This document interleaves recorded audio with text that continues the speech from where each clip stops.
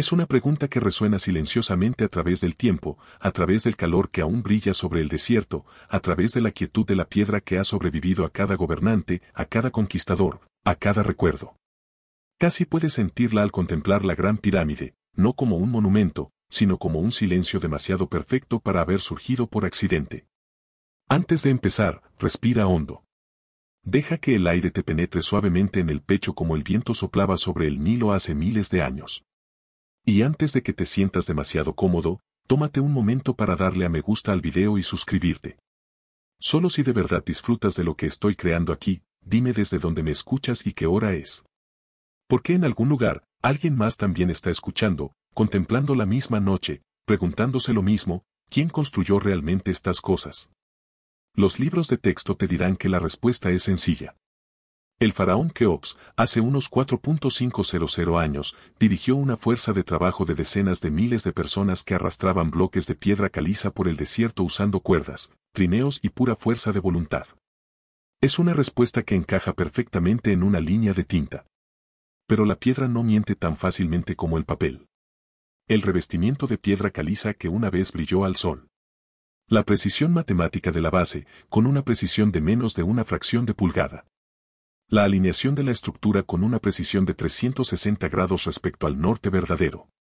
Todo esto susurra algo más antiguo, algo deliberado de una manera que se siente casi inhumana. Los arqueólogos han medido, fotografiado y debatido sobre estos detalles durante siglos. Pero cuanto más explican, más dejan tras de sí una silenciosa sensación de inquietud. Porque lo que llamamos Antiguo Egipto comienza alrededor del 3100 a.C. Sin embargo, el conocimiento de ingeniería codificado en estas piedras parece surgir de la nada, ya perfeccionado. No hay un desarrollo gradual de la técnica, ni prototipos experimentales, ni rudimentarios intentos a medio hacer en la arena, solo un repentino florecimiento de maestría, como si una mano invisible hubiera depositado el patrón plenamente formado en la mente humana. Algunos lo descartan como una tontería romántica. Otros dicen que es simplemente el ingenio del trabajo humano multiplicado por el tiempo y la dedicación. Pero hay rumores científicos, de que la Gran Pirámide podría no pertenecer completamente a la época de Keops. Las marcas de erosión en sus capas inferiores no coinciden con los vientos secos del Sáhara. Se asemejan a la lluvias torrenciales y constantes que no han tocado Giza desde el final de la Edad de Hielo, quizás hace 10.000 años.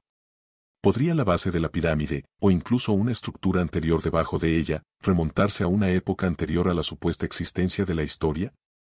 De ser así, no nos referimos solo al esfuerzo humano. Hablamos de una memoria más antigua que el lenguaje, transmitida a través de inundaciones, migraciones e incendios. Algunos estudiosos hablan de civilizaciones perdidas, sociedades enteras exterminadas por catástrofes. Otros hablan de epopeyas olvidadas, aquellas a las que Platón aludió en sus escritos al hablar de la Atlántida, una gran civilización aniquilada por el agua y el tiempo. ¿Podrían los constructores de Giza haber sido supervivientes de un mundo así, preservando fragmentos de lo que una vez fue? Observa de nuevo la pirámide e imagina cómo debió ser cuando era nueva.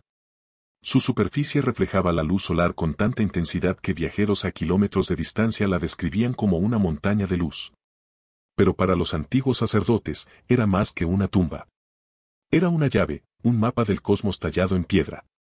Cada lado se alineaba con los solsticios, y sus ejes internos apuntaban hacia las estrellas del cinturón de Orión y las constelaciones circumpolares, las mismas estrellas a las que, según los egipcios, ascendería el alma del faraón tras su muerte.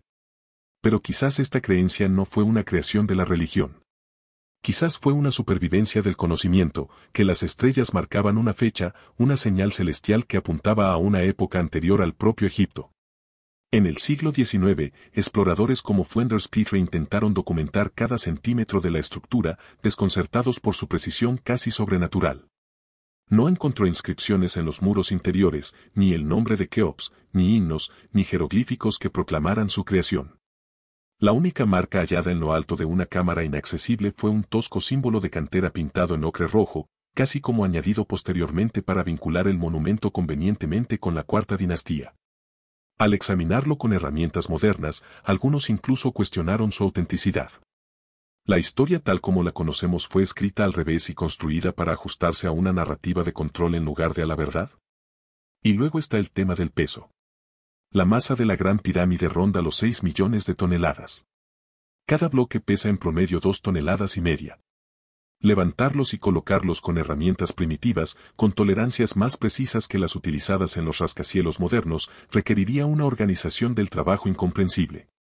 Sin embargo, los egipcios no dejaron constancia de tal método de construcción, ni dibujos, ni textos, ni siquiera descripciones míticas. Es como si hubieran heredado la obra terminada y luego hubieran construido sus mitos en torno a ella, honrando un legado que no comprendían del todo.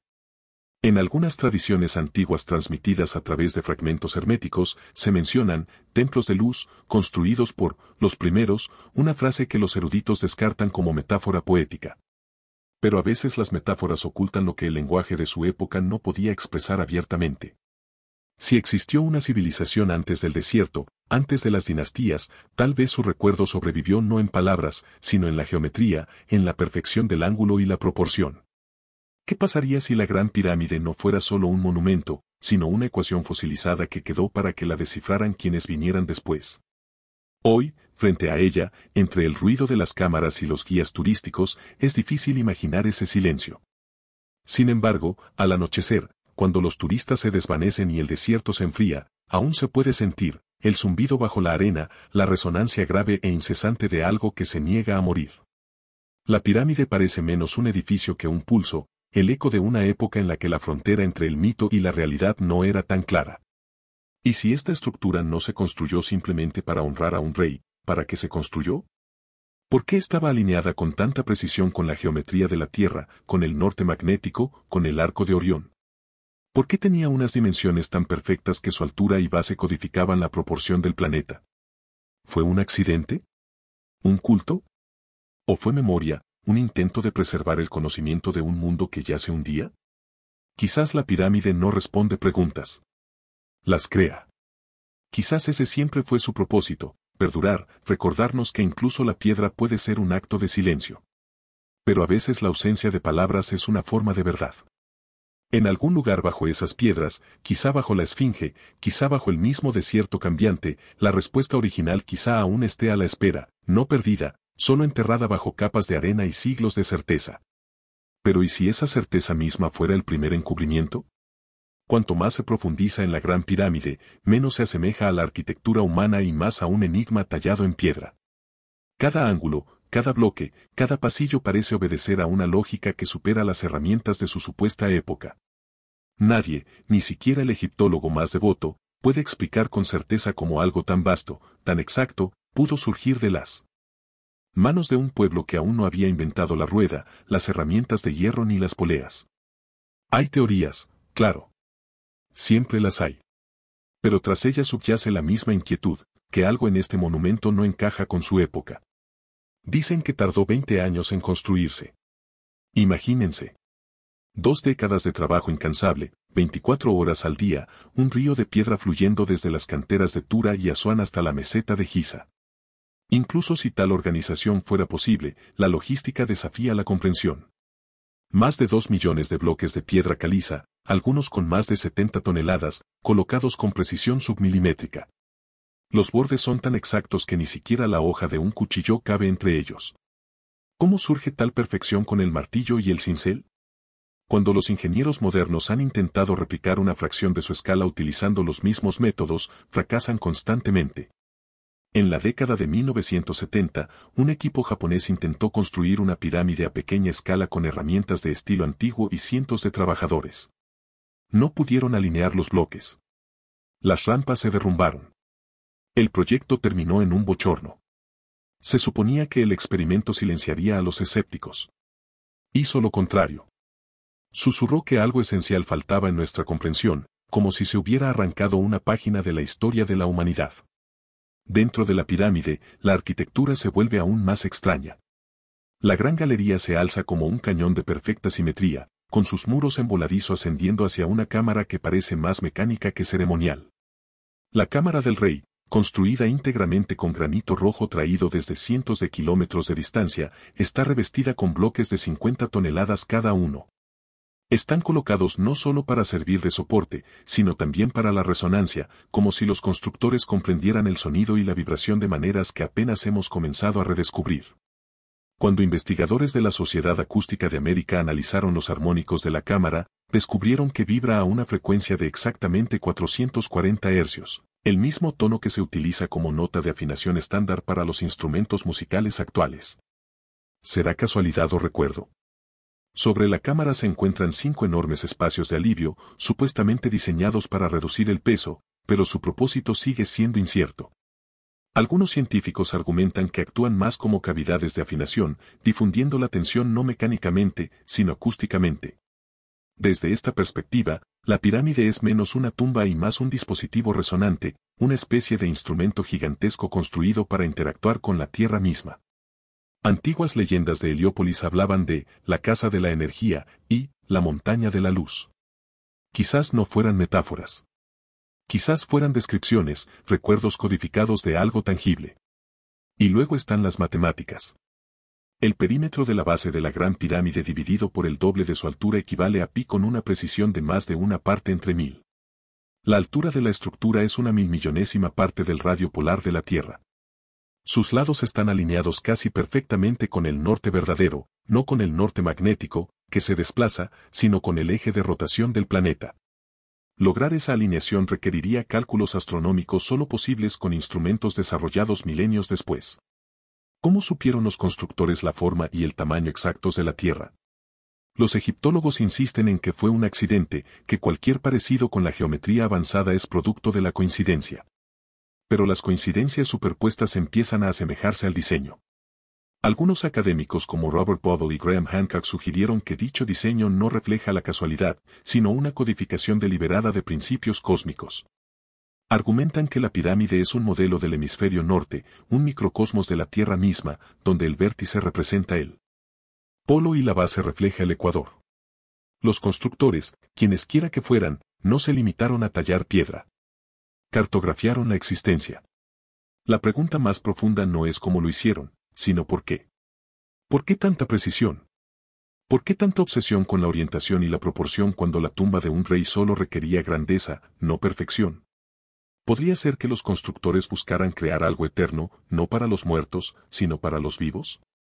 Algo que pudiera sobrevivir a cataclismos, guerras e incluso amnesia, un contenedor de conocimiento camuflado en un monumento. Algunos físicos han propuesto que la geometría de la Gran Pirámide concentra la energía electromagnética dentro de sus cámaras y bajo su base. Las simulaciones muestran concentraciones de energía a frecuencias específicas, formando puntos nodales, lugares donde la energía converge y se intensifica. El mismo efecto se utiliza en el diseño de antenas modernas. ¿Fue esto una mera coincidencia o un vestigio de la falta de comprensión de las fuerzas naturales de la Tierra? La idea de una ciencia olvidada puede parecer fantasiosa, pero la evidencia persiste en otros lugares. Antiguas canteras cerca de Giza muestran marcas de herramientas que se asemejan a cortes mecánicos, no a martillazos. Las muestras de núcleos de piedra muestran ranuras en espiral, como si hubieran sido perforadas por un dispositivo rotatorio de alta velocidad. El análisis petrográfico revela el uso de métodos para ablandar o moldear la piedra caliza que aún hoy se desconocen. Para explicarlo, los egiptólogos proponen sierras de cobre con abrasivos de arena, pero los intentos experimentales de replicación arrojan resultados toscos y desiguales, nada que ver con la precisión pulida que se observa en las obras originales. La verdad quizá no se encuentre en las piedras mismas, sino en nuestra negativa a imaginar. Estamos atados a la suposición de que el progreso es lineal, que el pasado fue primitivo y el futuro es sofisticado. Pero ¿y si la civilización fuera cíclica, no acumulativa? Y si, mucho antes de nuestro amanecer registrado, una cultura ya hubiera alcanzado cimas de ingeniería, astronomía y ciencia de los materiales que épocas posteriores no pudieron preservar. Y cuando su mundo cayó, por diluvios, incendios o el prolongado olvido del tiempo, solo quedaron sus monumentos, desprovistos de contexto, malinterpretados por las civilizaciones posteriores. De ser así, la Gran Pirámide se convierte en algo completamente distinto. No es una tumba, una historia de agua, no de viento ni de arena, sino de lluvia torrencial durante miles de años. Estudió los patrones, los canales redondeados, la erosión de las capas de caliza, la profundidad de las fisuras. Solo el agua, concluyó, pudo haber esculpido tales formas. Las fuertes lluvias, como las que azotaron Egipto por última vez, no en la época de Kefren, hace 4.500 años, sino al final de la Edad de Hielo, quizás 10.000 o incluso 12.000 años antes del presente. Si Choch tenía razón, la Esfinge, y, por extensión, la propia meseta de Giza, es milenariamente anterior a la civilización egipcia conocida. Esto significaría que el monumento existió en una época en la que el Sáhara era verde, cuando los ríos corrían donde ahora solo hay arena, cuando la humanidad era supuestamente primitiva, errante y apenas alfabetizada. Sin embargo, allí se alzaban evidencias de una arquitectura tan avanzada que era imposible replicarla. Los egiptólogos descartaron los hallazgos de Choch como imposibles. En aquella época no había constructores, decían, y Egipto aún no existía. Pero quizás ese era precisamente el punto. ¿Y si la tierra bajo las pirámides fuera alguna vez algo completamente distinto? Una costa, un puerto, el último aliento de un mundo olvidado, ahogado por sus propios cielos. Los núcleos geológicos de la meseta revelan capas de arcilla y fósiles marinos, vestigios de una época en la que el agua aún tocaba el borde del desierto. Imágenes satelitales han demostrado que la meseta de Giza se asienta sobre un antiguo sistema acuífero, una red de túneles y fisuras que se llenan y vacían con el pulso estacional del Nilo. Cuando llueve, incluso débilmente, la piedra caliza la absorbe, transportando sonido y vibración a través de la roca como un tambor. Algunos ingenieros creen ahora que la estructura interna de la pirámide pudo haber interactuado con esta agua oculta, canalizando la vibración en resonancia. Agua, piedra y sonido, una tríada que habla más de física que de ritual funerario. Esta imagen del antiguo Egipto, húmedo, vivo, resonante, choca violentamente con la que hemos heredado. Los libros de texto nos hablan de arena, esclavos y un sol abrasador, no de ríos que lamían la base de la Esfinge. Sin embargo, en los sedimentos que rodean Giza, los geólogos han encontrado guijarros redondeados y rastros de erosión incompatibles con un clima desértico. Pertenecen a una época diferente, donde el norte de África era exuberante, cuando los rebaños pastaban bajo las lluvias monzónicas. Y en algún lugar de ese mundo verde, pudo haberse alzado una civilización, cuyos monumentos de piedra sobrevivieron a su materialidad. Algunos la llaman la civilización de Sep-Tepi, la primera vez que se menciona una era mítica en los textos de las pirámides. Según los sacerdotes de Heliópolis, Sep-Tepi fue la época en que los dioses gobernaron entre los hombres, cuando la tierra fue moldeada por seres de inmensa sabiduría. Los eruditos interpretan esto como un mito, el intento de los egipcios de dar raíces divinas a sus orígenes. Pero si la Esfinge y su erosión realmente se remontan más allá de la historia dinástica, entonces el mito podría ser un recuerdo disfrazado. Quizás los dioses de Sep-Tepi fueron simplemente los supervivientes de una civilización anterior, recordados vagamente a través de milenios de narraciones. Es fácil olvidar que lo que llamamos Egipto surgió casi de la noche a la mañana alrededor del 3100 a.C., plenamente formado, con escritura, astronomía, medicina y una tradición arquitectónica ya madura. ¿De dónde provino ese conocimiento? No hay registro de su desarrollo, ni arte rupestre, ni progresión de toscas chozas a templos, solo la repentina aparición de la maestría. La idea de que pudiera haber sido heredado de un mundo desaparecido alguna vez pareció una herejía. Sin embargo, cada año la evidencia se vuelve más insistente, la erosión del agua, las alineaciones astronómicas, las anomalías tecnológicas, fragmentos de una imagen que se niega a desaparecer bajo la negación académica. Cuando Choch presentó sus datos, fue ridiculizado. Las conferencias estallaron en risas. Lluvia en el Sáhara, se burlaron. Una civilización de 10.000 años de antigüedad. Pero décadas después, la cartografía satelital del norte de África reveló las huellas de antiguos sistemas fluviales sepultados bajo las dunas. Las risas se acallaron. Los modelos climáticos confirman ahora que el Sáhara experimentó cambios masivos entre fases húmedas y secas, la última de las cuales terminó hace aproximadamente 9.000 años. En esa transición, se borraron paisajes enteros. La pregunta es, ¿qué más se perdió con ellos? Consideremos la propia Esfinge. Su cabeza parece desproporcionadamente pequeña en comparación con su cuerpo, señal de que fue tallada de nuevo a partir de un monumento más antiguo. Algunos creen que la original era completamente leonina, símbolo de la constelación de Leo. Alrededor del año 10.700 AC, la constelación se alzaba directamente frente a la Esfinge al amanecer del equinoccio de primavera, coincidiendo perfectamente con su orientación. Si esto es una coincidencia, es una más en una cadena de coincidencias demasiado larga para ignorarla. La Esfinge, las pirámides, Orión, Leo, el agua, el tiempo, todos se entrelazan en un tapiz que antecede a la primera frase de la historia. Imaginen la escena mucho antes de que la arena inundara la meseta. El Nilo, desbordándose en el equinoccio, reflejaba en sus aguas el cinturón de Orión. El horizonte brillaba no con el calor del desierto, sino con la niebla que se alzaba de los verdes campos, el aire denso de humedad, el aroma a vida por doquier. Y en una cresta de piedra caliza sobre la llanura aluvial se alzaban los monumentos, nuevos, relucientes, intactos por siglos. Para quienes luego se convertirían en egipcios, estas ruinas debieron parecer divinas. Y quizás ese fue el comienzo de la adoración misma, no devoción a los dioses, sino admiración ante los restos de quienes los precedieron. En este sentido, la historia no es una historia de progreso, sino de olvido. El desierto no borró el conocimiento. Lo enterró. Cada grano de arena, un momento de continuidad perdida. Cada erosión, una página a medio leer. La esfinge no mira al este con orgullo. Mira con luto hacia un amanecer que una vez presenció, cuando el mundo aún estaba completo.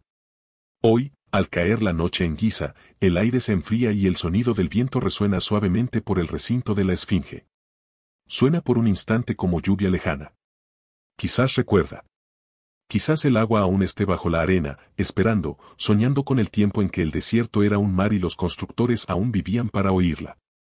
Si esa lluvia realmente cayó aquí, entonces la esfinge y las pirámides pertenecen a otro mundo, un mundo borrado de todos los libros de historia, pero preservado en piedra y silencio. La pregunta ya no es cuándo se construyeron. Pero ¿quién de nosotros se atreve aún a recordar? Durante siglos, hemos creído que la historia de las pirámides comenzó con los faraones. Pero la arena cuenta otra historia, mucho más antigua, más silenciosa y más difícil de borrar. Bajo la narrativa oficial de tumbas reales y reyes divinos se esconde el tenue rastro de algo más, una civilización cuyo nombre ha sido olvidado, pero cuyas huellas permanecen grabadas en la piedra. Los propios egipcios parecen saberlo. En sus textos más antiguos, hablaban de los Chemsuhor, los seguidores de Horus, seres misteriosos que gobernaron antes de los primeros reyes humanos, custodios del conocimiento sagrado heredado de una era desaparecida. Los historiadores los descartan como mitos. Sin embargo, el mito, como un sueño, a menudo recuerda lo que la vida consciente olvida. Fragmentos de este conocimiento perdido aparecen cuando nadie los espera. En el desierto al sur de Egipto, en un yacimiento llamado Nata Playa, los arqueólogos descubrieron un antiguo círculo de piedras de 7.000 años de antigüedad, más antiguo que Stonehenge, alineado con precisión con la salida del solsticio de verano. Fue construido por un pueblo pastoril que no dejó ciudades, escritura ni rastro de jerarquía. Sin embargo, rastrearon los cielos con asombrosa precisión. Las piedras forman patrones geométricos que apuntan hacia las mismas estrellas que los constructores de Giza honrarían más tarde, Orión, Sirio, la Vía Láctea. ¿Cómo pudieron unos simples pastores comprender los ciclos celestiales tanto antes que los faraones? A menos que heredaran, no inventaran, este conocimiento. Al otro lado del valle del Nilo, emergen otros vestigios. En Abidos, en los muros del templo de Seti, antiguos glifos representan formas que se asemejan a aeronaves modernas, helicópteros, aviones e incluso submarinos. Los egiptólogos los explican como palimpsestos, inscripciones superpuestas que forman estas imágenes accidentalmente. Pero cabe preguntarse por qué tales accidentes evocan con tanta precisión las máquinas de nuestra época. ¿Eran simbólicos, proféticos o vestigios de un lenguaje visual que describía tecnologías que ya no reconocemos? En Saqqara, otro enigma acecha a la sombra de la pirámide escalonada, el llamado Serapeum, un laberinto subterráneo que alberga enormes cajas de granito, cada una con un peso de más de 70 toneladas, talladas con precisión mecánica a partir de bloques individuales. Sus interiores están pulidos a espejo, con esquinas perfectamente cuadradas. Sin marcas de herramientas, sin explicación. Mover incluso una de estas cajas hoy en día requeriría grúas e ingeniería moderna. Sin embargo, de alguna manera fueron bajadas a estrechos túneles hace miles de años, reposando silenciosamente en cámaras demasiado estrechas para maniobrar dentro. Los egiptólogos los llaman sarcófagos de toros sagrados. Pero no hay inscripciones, ni restos, ni señales de ritual, solo vacío, como si se hubiera borrado cualquier propósito que tuvieran. Cuanto más excavan los arqueólogos, más encuentran esta misma huella, precisión sin precedentes, maestría sin ascendencia. Las grandes pirámides, la Esfinge, el Serapeo, los templos megalíticos de Abu Rabas y Abu Ghurab, todos parecen surgir de la nada, ya perfeccionados. Luego, con el paso de las dinastías, la artesanía decae. Pirámides posteriores se desmoronan, sus ángulos se desmoronan, sus piedras encajan con desajuste. La civilización, al parecer, no evolucionó hacia arriba. Decayó desde una cima olvidada. ¿Quiénes fueron estos primeros ingenieros? Algunos investigadores señalan a los misteriosos constructores de los Hirayón de Abidos, un templo enterrado bajo capas de sedimento cuyos bloques de granito están tallados con tanta precisión que ni siquiera las cuchillas modernas pueden igualarlos. Sus paredes carecen de decoración, lo que sugiere un propósito no religioso, sino funcional. Cuando fue redescubierto en el siglo XIX, ya era inconmensurablemente antiguo.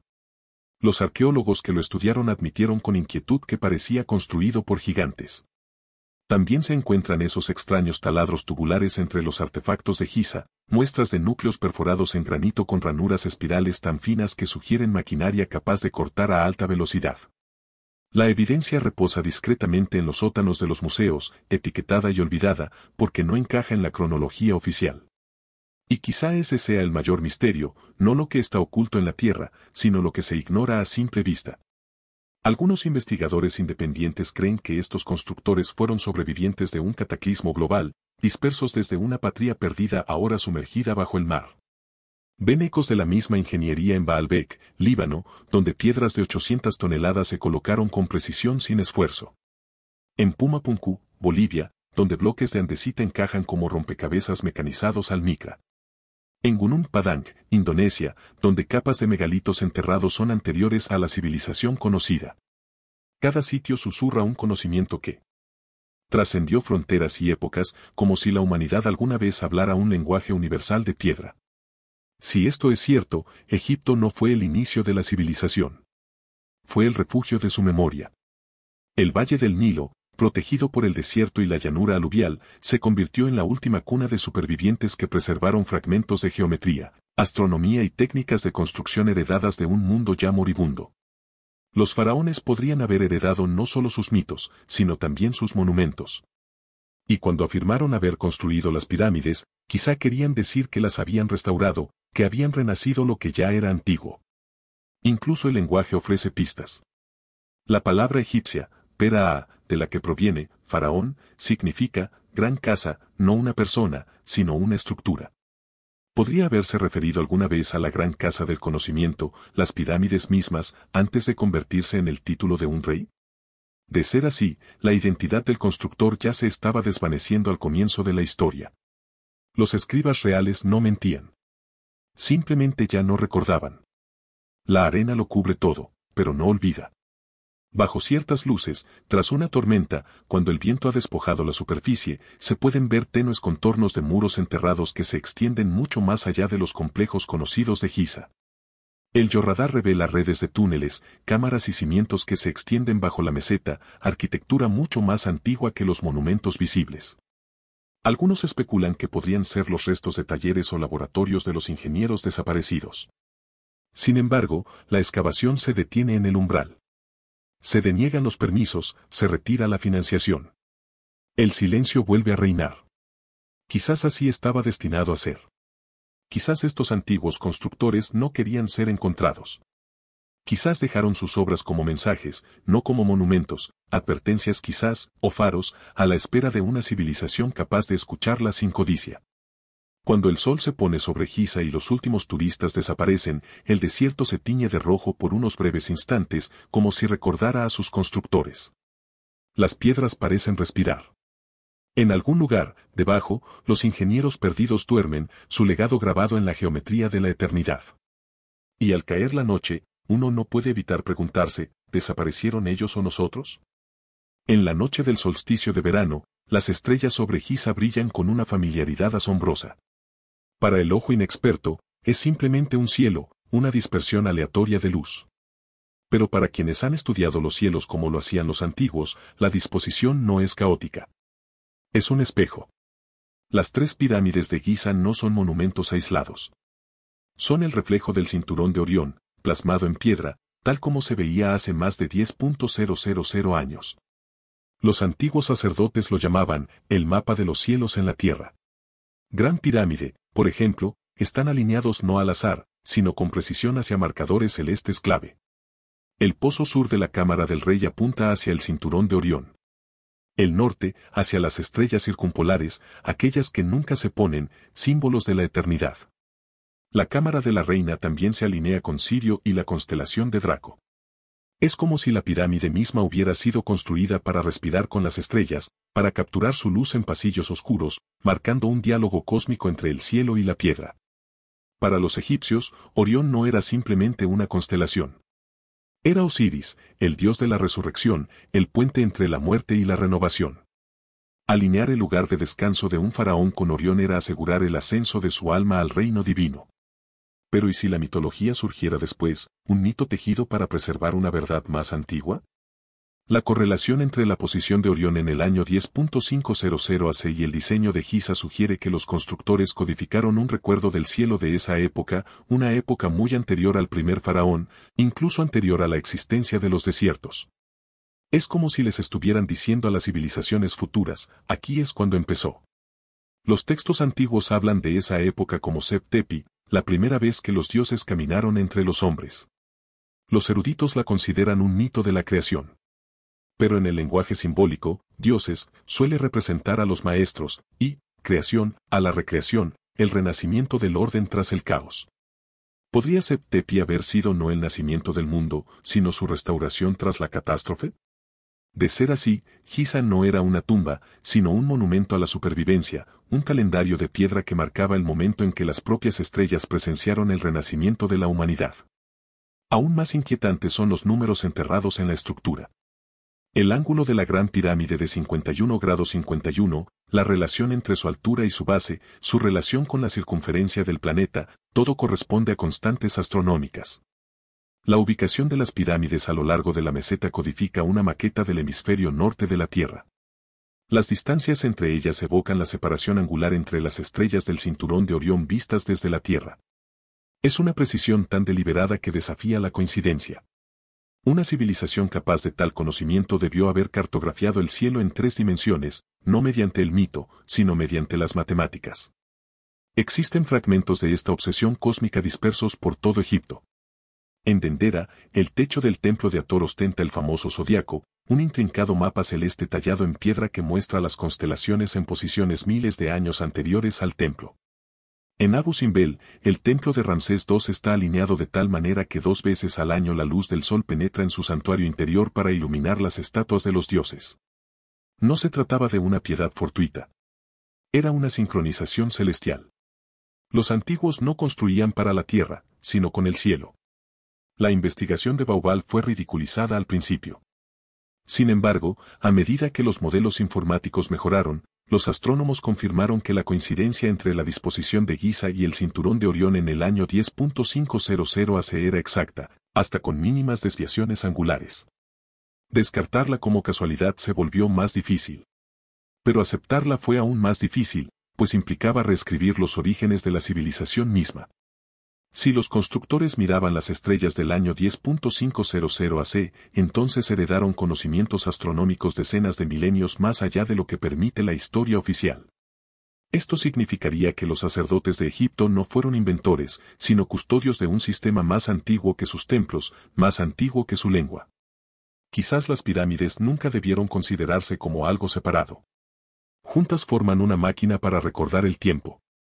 Un calendario no de días, sino de épocas, un registro de la precesión de los equinoccios, la lenta oscilación del eje de la Tierra que desplaza los cielos a lo largo de ciclos de 26.000 años.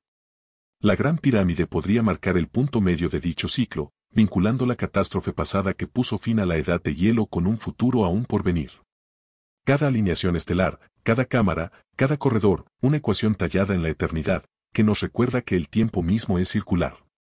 De noche, desde la base de la pirámide y mirando hacia arriba, casi se puede sentir esa alineación, la forma en que el vértice parece acercarse al cinturón brillante de Orión, como si la luz y la piedra aún dialogaran.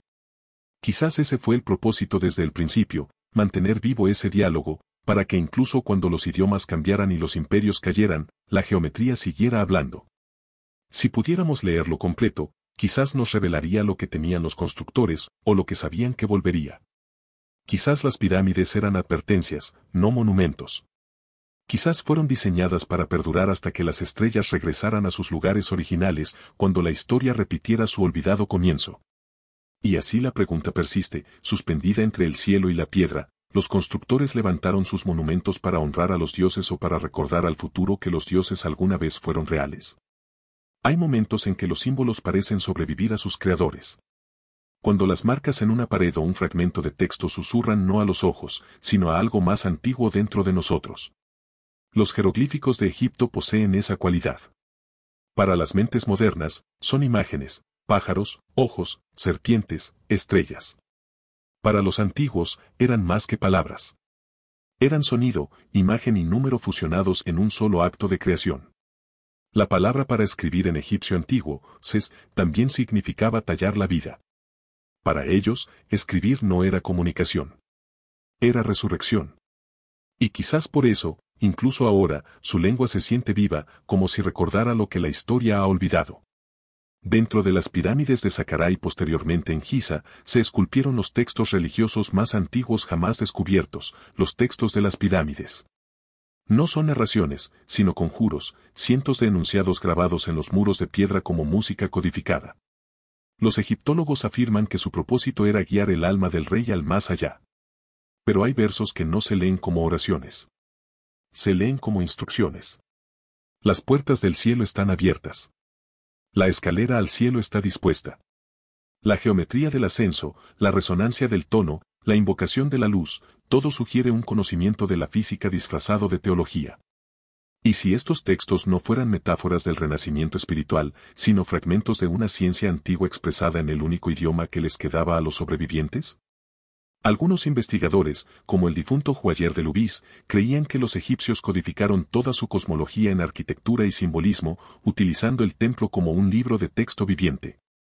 Para él, los jeroglíficos no eran letras primitivas, sino un código multidimensional, un cálculo simbólico que vinculaba sonido, vibración y forma. Desde esta perspectiva, cada glifo contenía capas, un valor fonético, una metáfora visual, una vibración numérica.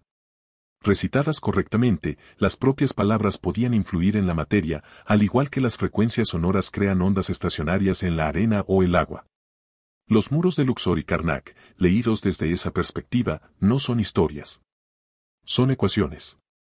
La ciencia moderna apenas comienza a redescubrir lo que los antiguos quizás siempre supieron, que el sonido moldea la realidad. Dentro de la Gran Pirámide, las voces resuenan de forma diferente según el tono. Ciertas frecuencias se amplifican en lugar de desvanecerse. Cuando se pronunciaban cánticos en la cámara del rey, las paredes parecían vibrar, armonizando con la voz humana. Los arqueólogos descartaron esto como una coincidencia. Sin embargo, los rituales antiguos siempre comenzaban con tono, con ritmo, con vibración. Los sacerdotes de Heliópolis lo llamaban Eka, la palabra de la que posteriormente descendería magia. Pero Eka significaba algo más cercano a sonido activado, el principio de que la palabra hablada podía alinear la conciencia humana con el orden cósmico. Si las pirámides no se construyeron como tumbas, sino como instrumentos, cuerpos resonantes diseñados para interactuar con la vibración, entonces los textos de las pirámides podrían haber sido su manual de usuario. La repetición de sílabas, la disposición de las cámaras, los estrechos conductos alineados con estrellas específicas, todo ello podría haber funcionado en conjunto como un vasto mecanismo armónico, sintonizando la conciencia del iniciado con las frecuencias del cosmos. Quizás la muerte misma, para los antiguos egipcios, no era un fin, sino una transición de vibración, un cambio de resonancia de la materia a la luz. Hay indicios de esto codificado por todas partes. El ojo de Horus, por ejemplo, a menudo citado como símbolo de protección, se corresponde perfectamente con las proporciones anatómicas del tálamo del cerebro humano, la región que procesa la información sensorial. ¿Se trató de una coincidencia o del recuerdo de una época en la que la ciencia y el espíritu eran un solo lenguaje? El Ankh también, la cruz con un bucle en la parte superior, aparece en innumerables tallas sostenidas por los dioses mientras infunden vida a los reyes. Algunos físicos han observado que su forma se asemeja al esquema de un circuito eléctrico, donde el bucle actúa como un campo resonante. Arte antiguo o ingeniería antigua disfrazada de teología. Los mitos egipcios más antiguos describen a Tot, dios de la sabiduría, la escritura y el tiempo, como el inventor del lenguaje. Se decía que había dado voz al silencio, que había medido los cielos y calculado el movimiento de las estrellas. Pero en algunos fragmentos más antiguos, Tot no es en absoluto divino. Se le representa como un ser que llegó del otro lado del mar antes del diluvio, trayendo consigo las palabras de poder. Si eso es cierto, entonces el sistema escrito egipcio podría no haber sido inventado en el valle del Nilo. Quizás haya sido recordado. El lenguaje siempre ha sido una forma de arquitectura. Así como la pirámide da forma al silencio, las palabras dan forma al pensamiento. Los egipcios fusionaron ambos, la palabra escrita, tallada directamente en la piedra, de modo que el significado mismo se convirtió en parte de la tierra. Y quizás por eso su cultura perduró tanto tiempo, porque construyeron su memoria no en el papel, sino en la materia. Los griegos, que llegaron después, tradujeron su sabiduría en filosofía. Los romanos, en derecho. Pero los egipcios, esos silenciosos arquitectos de la memoria, construyeron un lenguaje que no podía morir porque estaba hecho de la misma materia que las pirámides. Incluso ahora, al recorrer esos antiguos pasillos, los jeroglíficos parecen respirar débilmente bajo la luz. Casi se les puede imaginar tarareando, resonando a una frecuencia que el oído moderno ya no percibe. Quizás ese fue siempre su propósito, despertar la memoria, no la comprensión, recordarnos que el lenguaje, cuando se usa correctamente, no es una herramienta para describir el mundo. Es una herramienta para reconstruirlo. Si las pirámides son el cuerpo de una inteligencia ancestral, entonces los jeroglíficos son su voz, una voz que aún murmura en el polvo, intentando decirnos lo que una vez supo, que el universo no está hecho de materia, sino de vibración. Y que ese recuerdo mismo es solo un sonido que se niega a desvanecerse. Y tal vez, si alguna vez aprendemos de nuevo a escuchar en lugar de leer, las piedras finalmente hablarán. Cuando los primeros exploradores se adentraron en los pasillos de la Gran Pirámide, notaron algo extraño. Si hablaban en un susurro. El aire mismo parecía temblar. Una palabra se convertía en una vibración persistente, un zumbido que se enroscaba en la piedra como un ser vivo. Hay un silencio dentro de la pirámide, pero no es el silencio del vacío. Es el silencio de la armonía. Durante siglos, se creyó que las cámaras eran meros espacios, salas para rituales o entierros. Pero cuando los científicos comenzaron a probar su acústica, surgió un patrón extraño. Cada sala resonaba a frecuencias precisas, como si estuviera afinada deliberadamente. La gran galería, estrecha y empinada, amplifica el sonido a 440 hercios, el mismo tono que las orquestas modernas utilizan para afinar sus instrumentos. La cámara del rey vibra a 121 hercios, formando un armónico con la resonancia natural de la tierra. Al tocar tonos bajos, las paredes de granito vibran imperceptiblemente, como si respiraran con el planeta. ¿Qué pasaría si estas cámaras no se construyeran para los muertos, sino para el sonido mismo? Los textos del antiguo Egipto hablan de la palabra que creó el mundo, la expresión divina que trajo orden al caos. En la teología menfita, Ta, dios de la artesanía, concibió el mundo en su corazón y lo creó con su lengua. Para la mayoría de los lectores, es mitología. Pero para un físico, se acerca inquietantemente al principio de vibración, que el sonido, la frecuencia y la onda pueden moldear la materia. En diversas culturas, surgen ecos de esta creencia. En la cosmología hindú, la creación comienza con la sílaba sagrada, Om, el sonido de la expansión del universo. En las escrituras cristianas, en el principio era el verbo. Para los antiguos egipcios, esa palabra era, Eka, la resonancia viviente que une el espíritu y la materia. Los sacerdotes de Heliópolis cantaban fórmulas que, según se decía, abrían las puertas del cielo. ¿Podría ser esto más que una metáfora? Algunos investigadores modernos así lo creen. Ingenieros acústicos como Tom Danley han estudiado los patrones de resonancia de la Gran Pirámide y han descubierto que corresponden a la geometría de las ondas estacionarias, patrones de vibración que se estabilizan en espacios cerrados. Las proporciones de la pirámide, medidas con precisión, producen nodos armónicos a frecuencias predecibles. Es posible que sus constructores comprendieran que ciertas formas amplifican el sonido y la energía de maneras invisibles para el ojo humano. Incluso hay informes, discretamente, de anomalías electromagnéticas cerca de la cúspide de la pirámide. Los instrumentos registran sutiles cambios de frecuencia, como si la estructura canalizara las vibraciones naturales de la Tierra. Estos efectos son más pronunciados cuando se introduce sonido en las cámaras. La pirámide, al parecer, no es muda. Es un instrumento, enorme, deliberado y antiguo. La posibilidad suena fantástica, pero concuerda con lo poco que sabemos de los rituales antiguos. Los cantos de los sacerdotes no eran himnos melódicos. Eran tonos medidos, repetidos al ritmo del latido del corazón y la respiración. Su objetivo no era la adoración, sino la alineación, armonizar el cuerpo humano, un sistema resonante, con el campo armónico del cosmos. Cuando el canto y la cámara se sincronizaban, la conciencia podía cambiar. La muerte quizá no fuera un viaje a la oscuridad, sino al sonido. Si esta idea parece moderna, es porque hemos olvidado su antigüedad. En los templos de Abidos y Dendera, los relieves muestran a sacerdotes sosteniendo lo que parecen diapasones o varitas. Las inscripciones los llaman instrumentos para abrir la boca, utilizados para despertar estatuas o incluso momias, para reintroducir el aliento de vida. Los egiptólogos los interpretan como gestos simbólicos.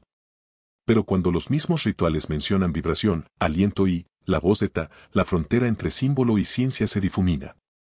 La arqueología acústica está empezando a descubrir más pistas.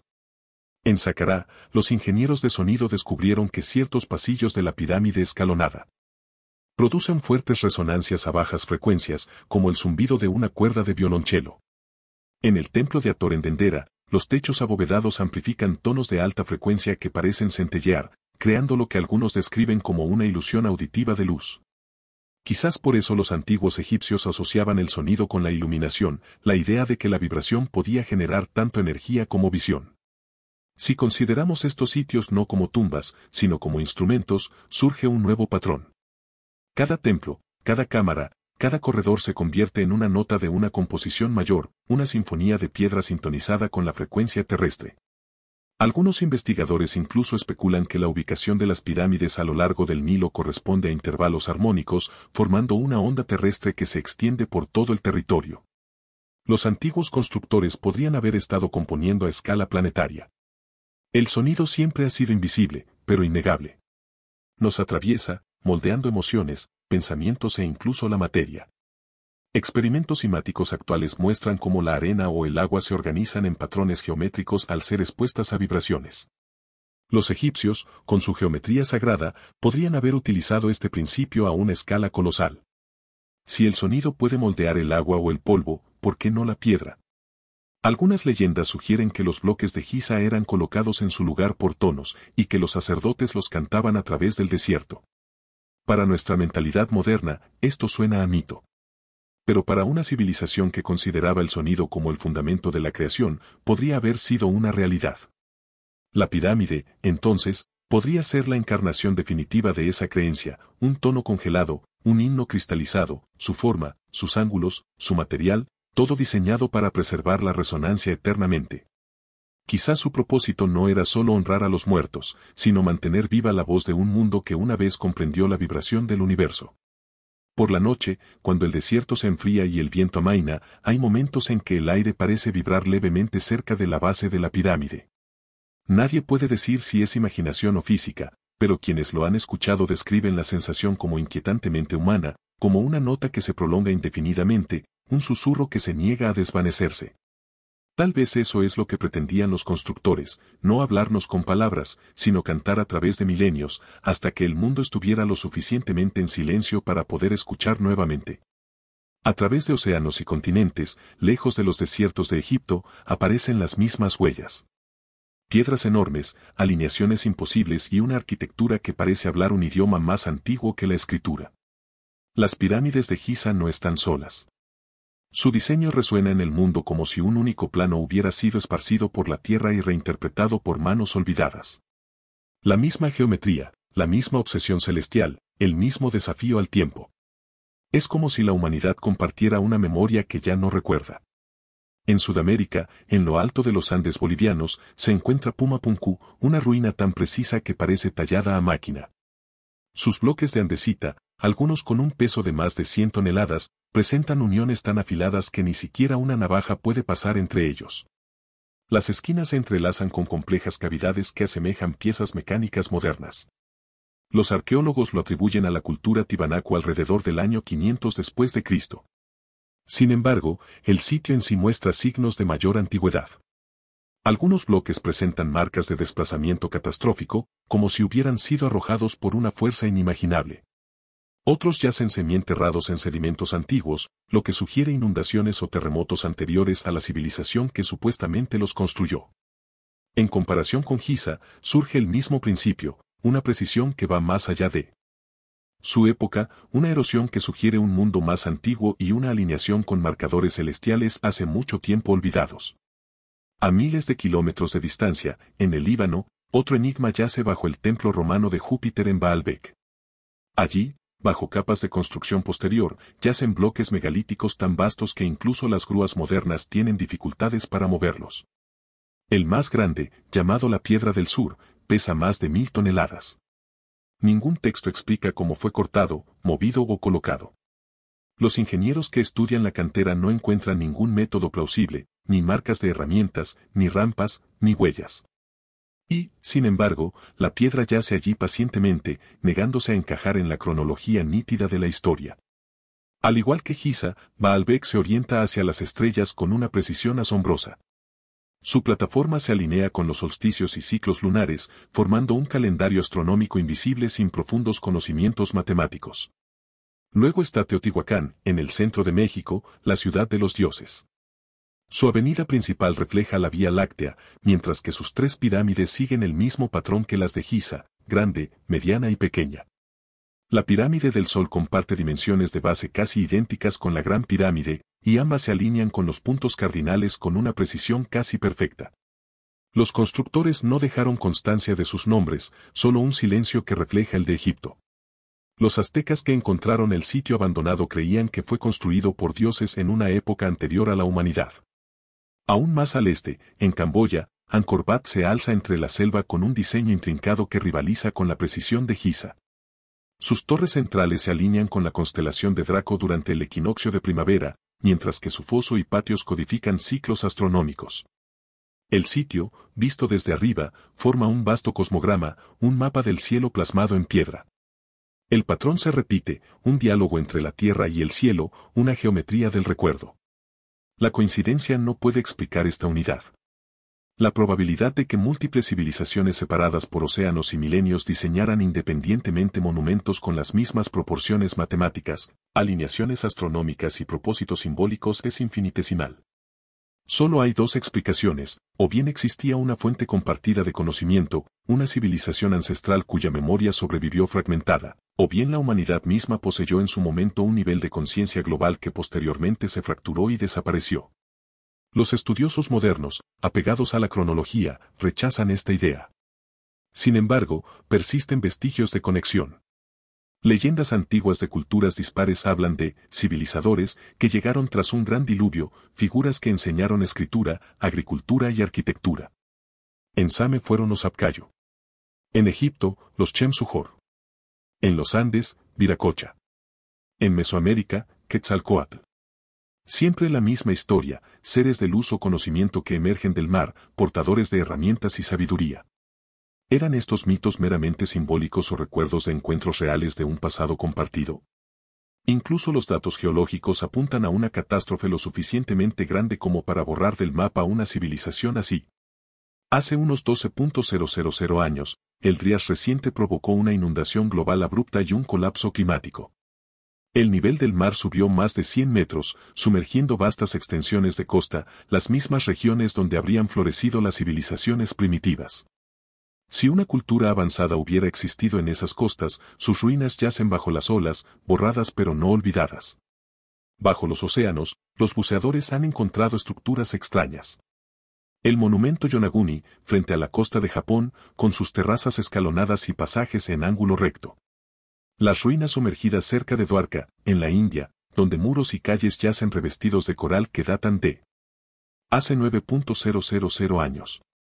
Y la carretera de Bimini, en las Bahamas, un sendero de enormes bloques de piedra caliza alineados hacia el horizonte.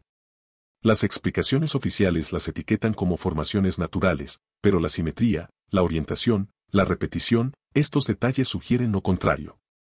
Es como si la Tierra misma fuera un palimpsesto. Cada era se superpone a la anterior, dejando tenues rastros de lo anterior. Y a través de esos rastros, persiste un patrón, geometría sagrada, alineación estelar, precisión megalítica. La pirámide se convierte en el símbolo universal, la montaña construida por manos, uniendo el cielo y la tierra.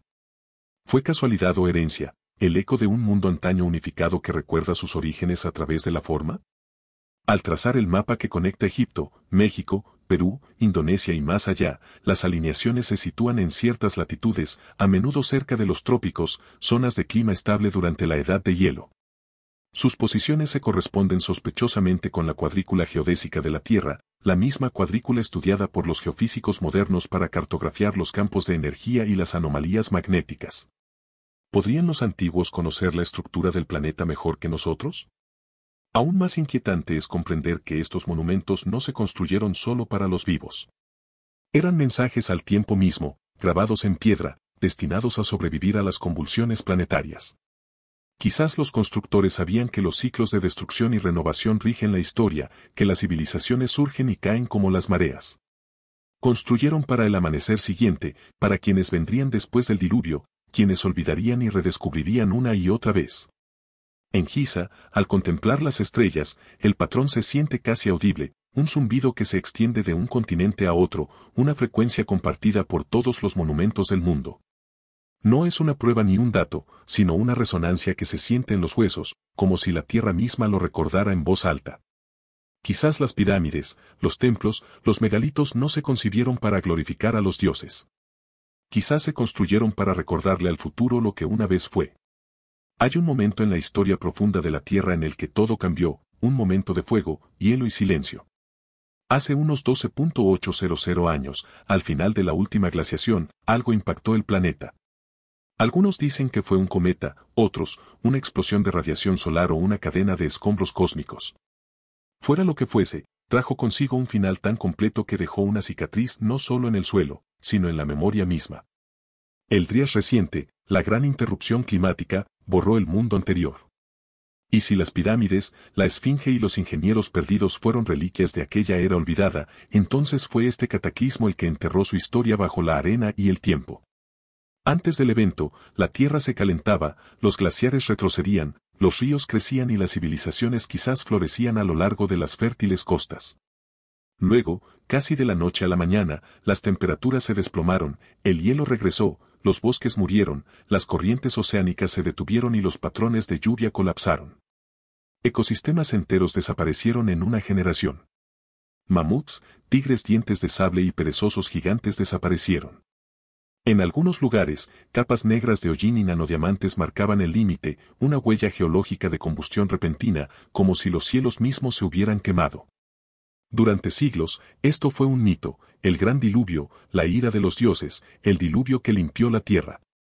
Casi todas las culturas lo conservan, el relato sumerio de Utnapishtim, la historia hebrea de Noé, la leyenda griega de Deucalión, el relato azteca del cuarto sol. Idiomas distintos, continentes distintos, pero una historia que resuena de destrucción seguida de renovación.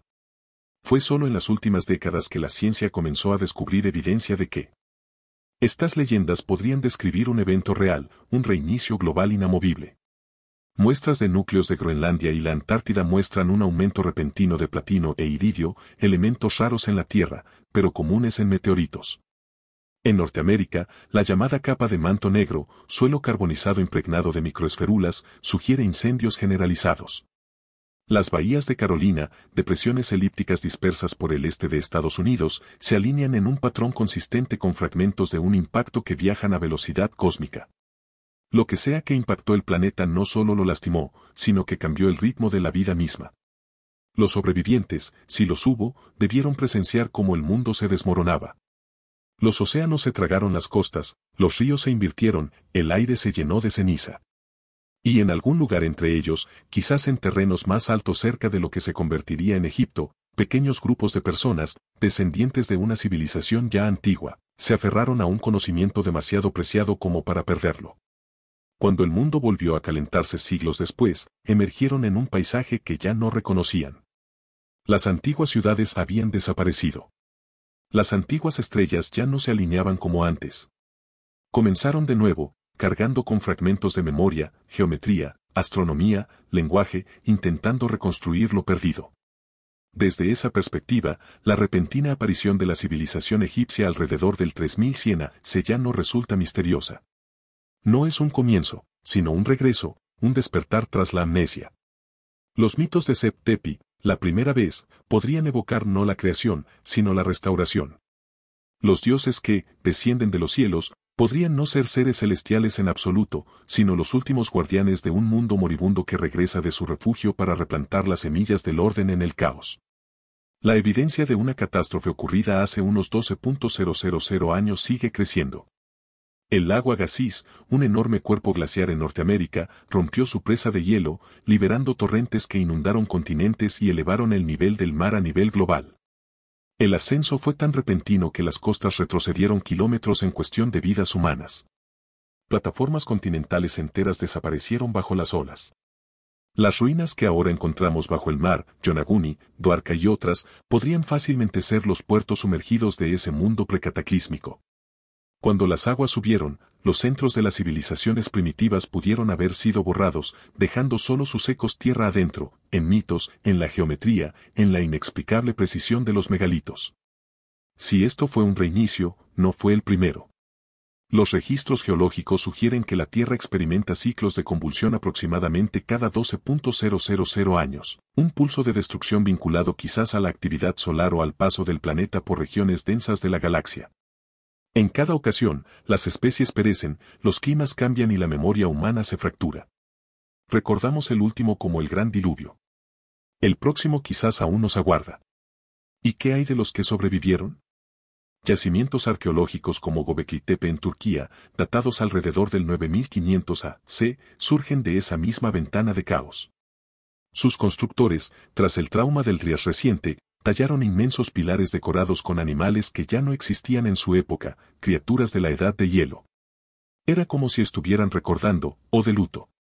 El yacimiento fue posteriormente enterrado deliberadamente, como para ocultarlo o preservarlo. ¿Por qué? Quizás sabían que se avecinaba otra era de olvido. Los constructores de las pirámides podrían haber sido descendientes de estas mismas personas, guardianes de la geometría, astrónomos que recordaban el cielo prediluviano. Cuando orientaron la Gran Pirámide hacia Orión, tal como se veía en el año 10.500 AC, no estaban adivinando. Estaban recordando. Sus monumentos se convirtieron no solo en estructuras, sino en anclas en el tiempo, recordatorios de lo que había sucedido antes y advertencias de lo que podría suceder de nuevo. Ver Giza a través de esa lente es verla como el capítulo final de una historia escrita en el cataclismo y la memoria. La arena que ahora entierra sus secretos fue una vez barro y agua, testimonio de las inundaciones que transformaron el mundo. La erosión en el cuerpo de la esfinge no es simplemente geológica. Es histórica. Es la tierra misma recordando lo que sucedió mucho después del olvido del lenguaje. Quizás por eso los antiguos construían en piedra. Sabían que el papel arde, el metal se corroe, la memoria se desvanece, pero la piedra perdura. Puede llevar la verdad a través del fuego y las inundaciones, a través de siglos de negación, hasta que quienes vengan después estén listos para escuchar de nuevo. Toda civilización cree que será la última. Pero si los patrones del pasado sirven de guía, somos simplemente otro verso de una canción recurrente, una especie que construye, olvida y reconstruye. Las pirámides, los templos, los mitos, son el coro que repite lo que las palabras no pueden expresar, que nada es realmente nuevo, solo recordado. Y si un día el cielo vuelve a arder, si los mares suben como antes, quizá nuestros propios monumentos también queden enterrados, esperando que dentro de miles de años alguien los encuentre y formule la misma pregunta: ¿quién los construyó y por qué? Todo imperio, tarde o temprano, aprende que la verdad es poder, y el poder depende de lo que la gente recuerda. La historia de quien construyó las pirámides no ha sobrevivido intacta. Ha sido reescrita, pulida y adaptada. Los primeros cronistas de Egipto, sacerdotes, reyes, conquistadores, tallaron en piedra su propia versión del pasado. Y con el paso de los siglos, esas inscripciones se convirtieron en los cimientos de lo que ahora llamamos historia. Pero ¿y si la historia misma fuera un monumento construido para ocultar una verdad más antigua? Para cuando Heródoto visitó Egipto en el siglo V a.C., las pirámides ya eran antiguas. Dejó constancia de lo que le contaron los sacerdotes, que Keops construyó la gran pirámide con esclavos que trabajaron durante 20 años, comiendo cebollas y ajo mientras se afanaban bajo el sol. Era una historia de poder y obediencia que encajaba con la imaginación griega del imperio. Sin embargo, Heródoto nunca vio el edificio en sí. Solo vio lo que quedaba. Los sacerdotes le dijeron lo que necesitaba oír, no necesariamente la verdad. Ya eran guardianes de un mito, y ese mito ha perdurado durante 2 milenios y medio. Cuando Napoleón llegó a Egipto en 1798, trajo consigo a eruditos que estudiaron los monumentos científicamente por primera vez. Sus mediciones destrozaron antiguas leyendas, pero las reemplazaron con una nueva ortodoxia, la idea de que la grandeza de Egipto comenzó y terminó en unos pocos miles de años de historia escrita. Cualquier cosa más antigua, cualquier cosa inexplicable, se descartaba como experimentación primitiva. La posibilidad de una civilización perdida era una idea inapropiada para la razón ni para el imperio. Francia, y más tarde Gran Bretaña, se consideraban herederas de la grandeza de Egipto. Admitir que un pueblo desconocido había construido lo que ni siquiera las máquinas modernas pudieron construir sería reconocer los límites de su propia iluminación. Así, la historia se redujo y los muros de la historia se cerraron. Los jeroglíficos, antaño silenciosos, fueron descifrados por Champollion, pero a través de la perspectiva del pensamiento del siglo XIX, el racionalismo, la jerarquía y la suposición de que el progreso era lineal. Las pirámides se convirtieron en tumbas reales. Los templos en centros rituales. Los mitos en alegorías primitivas. Y el silencio bajo la arena se profundizó. Sin embargo, persistían las contradicciones. Las excavaciones no revelaron momias en las grandes pirámides, ni inscripciones que nombraran a los faraones como constructores, ni planos de construcción. En su lugar, había símbolos de conocimiento, alineaciones estelares, constantes matemáticas y geometría sagrada.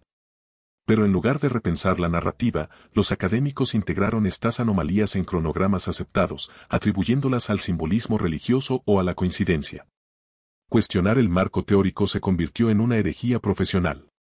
En el siglo XX, a medida que surgían evidencias de culturas predinásticas, se repetía el mismo patrón. Sitios como Nata Playa, con su círculo astronómico de piedras más antiguo que las pirámides, fueron reconocidos, pero discretamente. El mundo académico los permitió existir como precursores, como si el complejo conocimiento astronómico pudiera preceder a la civilización sin cuestionar la definición misma de civilización. Reescribir el pasado significaría reescribir el presente, y pocas instituciones sobreviven a ese tipo de convulsión. La supresión no siempre fue deliberada. A veces se debió simplemente a la inercia, el peso de las viejas narrativas, demasiado pesado para ser eliminado. Pero también hubo momentos más sombríos. En las décadas de 1920 y 1930, las excavaciones egipcias patrocinadas por los gobiernos coloniales a menudo destruían u ocultaban artefactos que contradecían las interpretaciones oficiales. Los informes sobre pasadizos subterráneos bajo la Esfinge se guardaban bajo llave. Descubrimientos de erosión hídrica, fósiles anómalos o herramientas extrañas desaparecían en los sótanos de los museos. El velo del consenso académico se convirtió, quizás sin saberlo, en una forma de censura. Y más allá de la academia se encontraba la ideología. El auge de las religiones monoteístas transformó la sabiduría egipcia en herejía. Los grandes templos, antaño escuelas de ciencia sagrada, se convirtieron en símbolos de idolatría. Los sacerdotes que estudiaban las estrellas fueron reinterpretados como magos y engañadores. Los cronistas cristianos de la antigüedad tardía escribieron sobre Egipto no como la cuna del conocimiento, sino como una tierra de dioses falsos, una advertencia, no una herencia. Cuando se incendió la biblioteca de Alejandría, no solo los pergaminos se convirtieron en cenizas. Fue la continuidad. El puente entre lo antiguo y lo moderno se rompió. Para cuando el mundo moderno heredó las ruinas, la historia ya se había filtrado a través de capas de conquista, traducción e interpretación. Cada generación añadía un barniz nuevo, cada imperio una historia diferente.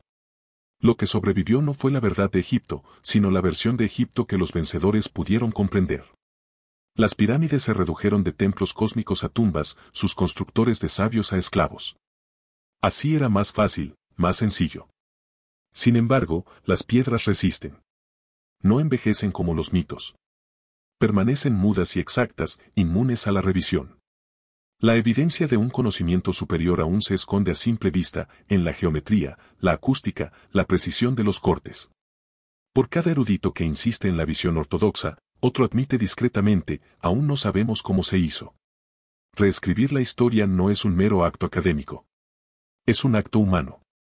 Simplificar el pasado es consolarnos con el progreso, creernos más sabios que quienes nos precedieron. Pero quizás solo seamos olvidadizos.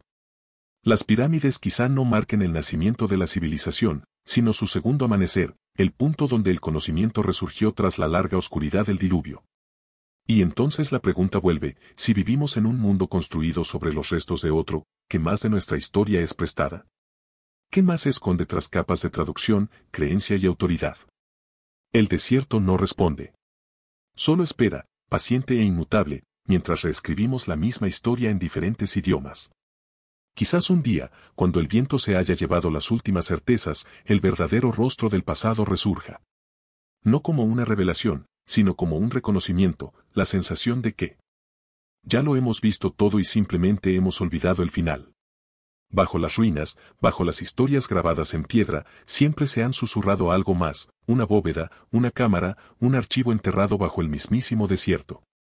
Los antiguos la llamaban, la casa de los registros, el lugar donde los dioses guardaban la memoria de la primera vez. Para la mayoría de los historiadores, es un mito. Para los buscadores y místicos de todos los siglos, es la clave de todo lo que hemos olvidado. La idea de que en algún lugar bajo las garras de la Esfinge, o en las profundidades de la meseta de Giza, se encuentra una biblioteca, no de papiro, sino de algo más antiguo, algo indestructible, ha obsesionado a los exploradores durante generaciones. La leyenda de los archivos ocultos resurgió a principios del siglo XX cuando un clarividente estadounidense llamado Arthur Casey habló en trance de una sala de registros entre la Esfinge y la Gran Pirámide. Afirmó que contenía la historia de una civilización perdida que pereció en un gran diluvio, de naturaleza atlante, de memoria egipcia. Los arqueólogos lo descartaron de inmediato. Sin embargo, su predicción de que se descubrirían nuevas cámaras bajo Giza a finales del siglo XX resultó inquietantemente profética. En 1993, un radar detectó un vacío inexplicable bajo la pata derecha de la Esfinge. Estudios posteriores revelaron una red de túneles que se extendían hacia las pirámides. Los informes oficiales reconocieron anomalías, pero poco más. Se detuvieron las excavaciones. Se restringió el acceso. Los datos quedaron sellados. Para los escépticos, era burocracia. Para otros, censura. La idea de que una civilización más antigua que Egipto pudiera haber dejado evidencia escrita o tecnológica era demasiado peligrosa, demasiado desestabilizadora. Requeriría reescribir todos los libros de texto, reexaminar cada cronología. Así que la arena permaneció intacta, el silencio inquebrantable. Los archivos ocultos, si existen, permanecen inaccesibles. Pero el mito es más antiguo que Case. Platón habló del viaje de Solón a Sais, donde sacerdotes egipcios le informaron de un cataclismo que destruyó un mundo anterior. Los sacerdotes afirmaron que conservaban registros de ese evento, escritos en sus templos, transmitidos desde una época en la que la humanidad se había olvidado de sí misma. Heródoto también mencionó cámaras secretas bajo Heliópolis donde se guardaban pergaminos sagrados que solo los iniciados más elevados podían leer. La idea de un archivo subterráneo no es una fantasía. Es continuidad, conocimiento enterrado hasta que pueda ser comprendido de nuevo. A principios de la década del 2000, la tecnología de escaneo de muones, un método que rastrea partículas cósmicas para detectar espacios ocultos, reveló otra anomalía dentro de la Gran Pirámide, un vasto vacío sobre la Gran Galería, lo suficientemente grande como para albergar un avión. El proyecto Scan Pyramids lo anunció en 2017. Oficialmente, permanece inexplorado. Las autoridades egipcias lo llaman una cavidad desconocida. Sin embargo, los datos son claros, existe un espacio que no debería existir, sellado e intacto durante miles de años. Nadie sabe qué hay en su interior. Algunos imaginan un elemento arquitectónico, otros una cámara oculta de registros. Pero incluso si no contiene pergaminos, el simbolismo es innegable. La pirámide en sí siempre ha sido un archivo, un códice geométrico que codifica las dimensiones de la Tierra, la precesión de los equinoccios, las proporciones de pi y phi. Es un libro escrito en piedra, legible solo cuando recordamos cómo pensar en proporciones en lugar de párrafos. Tal vez el salón de los registros no sea en absoluto una biblioteca literal, sino la estructura en sí misma, un mensaje construido para sobrevivir a la pérdida del lenguaje. Aún así, existen vestigios de algo más tangible. Bajo el templo de Dendera, los exploradores encontraron criptas llenas de inscripciones de lo que parecen ser símbolos tecnológicos, formas similares a bulbos conectados por cuerdas y tallos de loto. La interpretación dominante las llama imágenes rituales. Otros las ven como esquemas eléctricos. El debate continúa sin resolverse porque ninguna explicación satisface a ambos bandos. La misma paradoja se repite, artefactos que parecen máquinas en una época que no debería haber conocido la maquinaria, grabados que describen sonidos y vibraciones siglos antes de que los entendiéramos. Heliópolis, antaño el mayor templo del conocimiento de Egipto, ha desaparecido, desmantelada piedra a piedra por imperios posteriores. Pero su legado perdura en textos herméticos, preservados en fragmentos y traducidos en secreto durante el Renacimiento. Hablan de una cámara bajo tierra donde la luz no muere, custodiada por sacerdotes de Tot, el dios de la sabiduría. Estos escritos, descartados como alegorías, inspiraron a los alquimistas occidentales que creían que el verdadero conocimiento era cíclico, que cada era de la ilustración surgía del redescubrimiento de la verdad enterrada. Quizás esa creencia era más literal que metafórica. En la actualidad, algunos investigadores audaces, ingenieros, geólogos e incluso egiptólogos que trabajan discretamente, han propuesto reabrir los túneles sellados bajo Giza. Sus solicitudes son denegadas. Los derechos de excavación están enredados en la política, la religión y la propiedad internacional. La última excavación autorizada cerca de la Esfinge, en la década de 1990, se detuvo abruptamente y sus hallazgos no se publicaron. La razón oficial, preservar el patrimonio. La extraoficial, nadie está preparado para lo que podría encontrarse. Es posible que el salón de los registros esté vacío, que exista solo como metáfora. Pero la persistencia del mito es en sí misma evidencia de algo profundo en la psique humana, la sensación de que el conocimiento se ha perdido, deliberadamente o no. Toda civilización arrastra esa herida, el recuerdo del fuego, de bibliotecas quemadas, de la sabiduría ahogada. Nos atormenta la idea de que, bajo nuestros pies, la verdad aún aguarda. Quizás el salón de los registros no se encuentre en Egipto. Quizás exista donde quiera que construyamos monumentos para que perduren, catedrales, observatorios, bóvedas de datos. Cada época entierra su sabiduría para la siguiente, codificándola en formas que el futuro algún día podrá descifrar. Los antiguos la tallaron en piedra. Nosotros la almacenamos en silicio. Pero la intención es la misma, sobrevivir al diluvio del olvido. Un día, las arenas volverán a moverse. Los pasillos sellados respirarán. Ya sea que contengan papiro, cristal o solo aire, seguirán contando una historia, la historia de una especie que intenta no perderse. Y tal vez ese sea el verdadero salón de los registros, no un lugar bajo tierra, sino el silencio entre generaciones, donde el conocimiento espera que recordemos cómo escuchar. Cuando el desierto aún era joven, antes de que el viento despojara los templos, existía una clase de guardianes, un linaje de sacerdotes cuyo propósito no era la adoración, sino la preservación. Se les llamaba los siervos de la luz, los guardianes de Eka, el poder de la vibración y la geometría. Para la gente, se presentaban como santos, magos o astrólogos. Pero en sus santuarios ocultos, estudiaban la arquitectura del cosmos mismo. La suya era una ciencia escrita en estrellas y piedra, heredada, decían, de tiempos anteriores al diluvio. Estos sacerdotes no veían el cielo como algo distante. Para ellos, el cielo y la tierra eran reflejos de un mismo patrón, conectados por puertas de resonancia. Cada templo, cada corredor, cada ritual se construía para armonizar ambos reinos. Creían que ciertas alineaciones de estrellas, al reflejarse en la estructura de la piedra, podían abrir lo que llamaban los caminos del retorno. Para el oído moderno, suena místico. Pero para aquellas mentes antiguas, era física. Los templos no eran lugares de oración.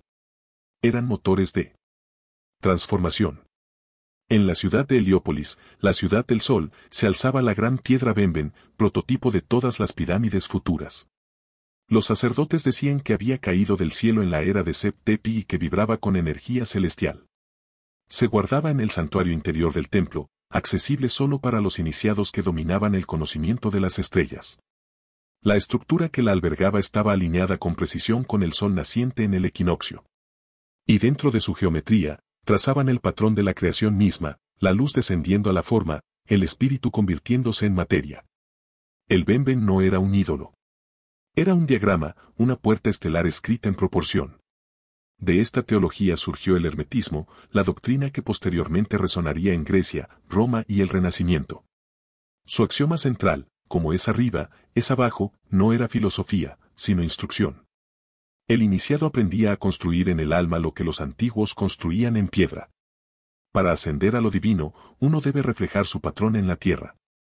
Cuando las pirámides se alinearon con Orión, no solo marcaban estrellas. Se sincronizaban con una arquitectura cósmica que trascendía el tiempo. El ascenso del rey a los cielos, descrito en los textos de las pirámides, fue la activación de un puente entre mundos. En épocas posteriores, los sacerdotes de Thoth guardaron esta sabiduría en secreto. Sus enseñanzas sobrevivieron en fragmentos, la tabla esmeralda, el Corpus Hermeticum, los escritos de Pitágoras y, posteriormente, de los alquimistas. Hablaban del fuego oculto en la materia, de la transmutación, de la geometría del alma. Veían el universo como un sistema vivo de frecuencias, y al hombre como un instrumento dentro de él. El objetivo final no era el poder, sino la remembranza, recuperar el estado del ser que existía antes del gran olvido, antes del diluvio de la ignorancia. Los arqueólogos encuentran ecos de estas ideas en los restos físicos de los templos egipcios. En Dendera, el techo del templo de Hathor es un mapa del zodiaco pintado en lapislázuli y oro. En Abidos, el Osireyón se yergue hundido en la tierra como un espejo del inframundo, con sus pilares de granito dispuestos para reflejar las alineaciones celestiales. Estos no eran lugares de diseño aleatorio. Cada uno era un nodo en una vasta red terrestre, que conectaba sitios clave a lo largo del Nilo y más allá. Los antiguos hablaban de líneas de fuerza que fluían a través de la tierra, los senderos serpenteantes, que los templos aprovechaban como circuitos en una máquina planetaria. Para los oídos modernos, estas ideas suenan a metáfora. Sin embargo, en los últimos años, los geofísicos han descubierto que los monumentos antiguos a menudo se asientan sobre regiones de intensa corriente telúrica, flujos electromagnéticos naturales en la corteza terrestre. Estas mismas áreas emiten lecturas magnéticas inusuales, y muchas coinciden con sitios de importancia espiritual. ¿Se trata de una coincidencia o de un vestigio de una comprensión geocientífica perdida?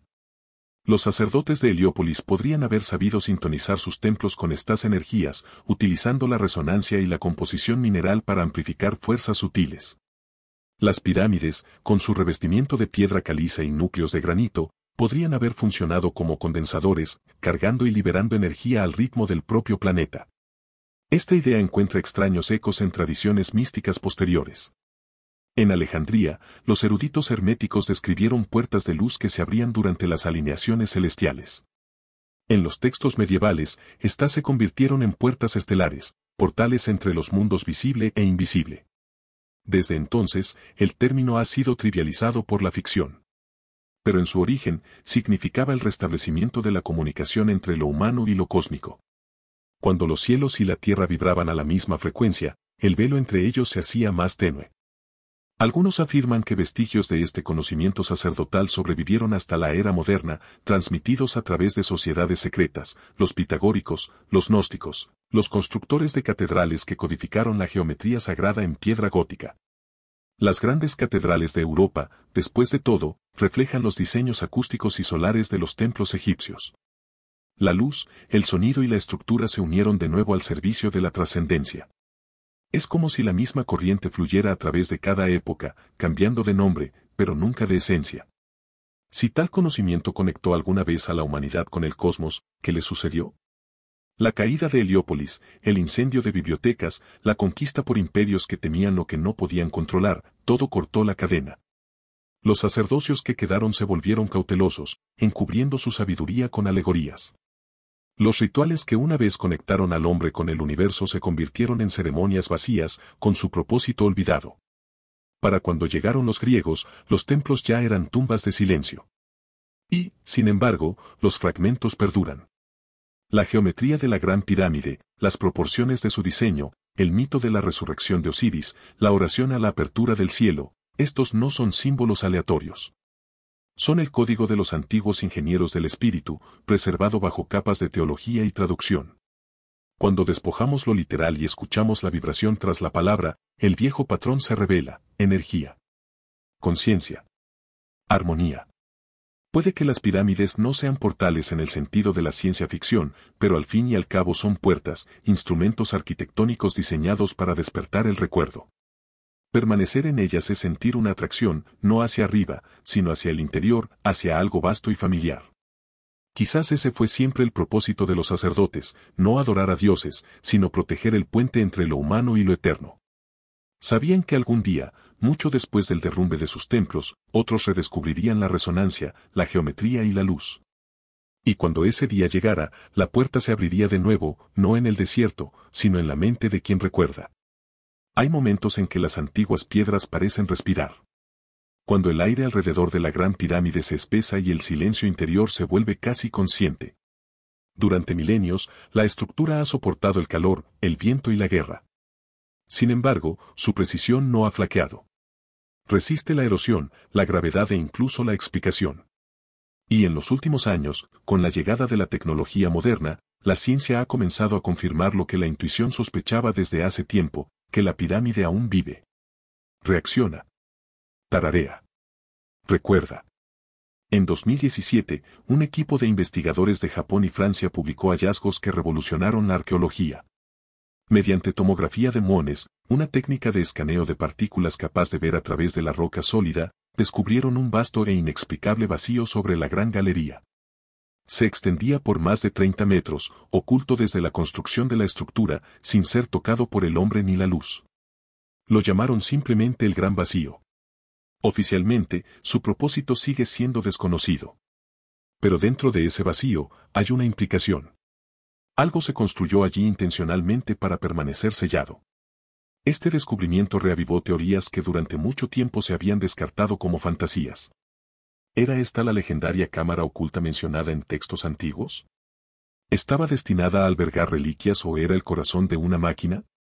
Algunos ingenieros han propuesto que la pirámide funciona como un resonador, una estructura diseñada para aprovechar las frecuencias naturales de la Tierra. Dentro de su caparazón de piedra caliza y su núcleo de granito, convergen las ondas sonoras y los campos electromagnéticos. El vacío, dicen, podría servir como amplificador acústico, cámara de energía o quizás un dispositivo de calibración para la resonancia de toda la estructura. Suena especulativo hasta que se escuchan las propias piedras. Al introducir sonido en el interior de la pirámide, los micrófonos detectan frecuencias sostenidas que no se desvanecen como deberían. Las paredes reflejan notas ligeramente alteradas, armoniosamente modificadas, como si estuvieran afinadas por algo bajo la superficie. La gran pirámide no es silenciosa.